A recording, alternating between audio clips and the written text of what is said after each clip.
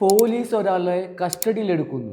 കുറ്റക്കാരനല്ല എന്ന് കണ്ട് പിറ്റേന്ന് വിട്ടയക്കുന്നു. തൊട്ടു പിന്നാലെ ആ വ്യക്തി മരണപ്പെടുന്നു. കസ്റ്റഡിയിലുണ്ടായ മർദ്ദനമാണ് ഇതിന് കാരണമെങ്കിൽ നിയമപരമായി പോലീസിന് രക്ഷപ്പെടാനാകുമോ?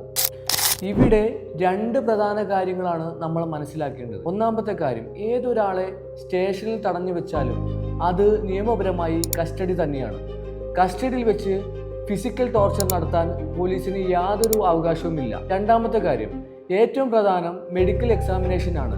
സുപ്രീം കോടതിയുടെ DK ബാസു മാർഗനിർദ്ദേശങ്ങൾ പ്രകാരം ഒരാളെ കസ്റ്റഡിയിൽ എടുക്കുമ്പോഴും സ്റ്റേഷനിൽ നിന്ന് വിട്ടയക്കുമ്പോഴും കൃത്യമായ വൈദ്യ പരിശോധന, അതായത് മെഡിക്കൽ ചെക്കപ്പ് നടത്തിയിരിക്കണം. വിട്ടയക്കുമ്പോൾ ശരീരത്തിൽ പരിക്കുകളില്ലെന്ന് രേഖപ്പെടുത്തേണ്ടത് പോലീസിന്റെ ബാധ്യതയാണ്. വിട്ടയച്ച ശേഷമുള്ള മരണത്തിന് ആരാണ് ഉത്തരവാദി? സ്റ്റേഷനിൽ വെച്ച് മരിച്ചാൽ മാത്രമാണോ കസ്റ്റഡി മരണം? അല്ല.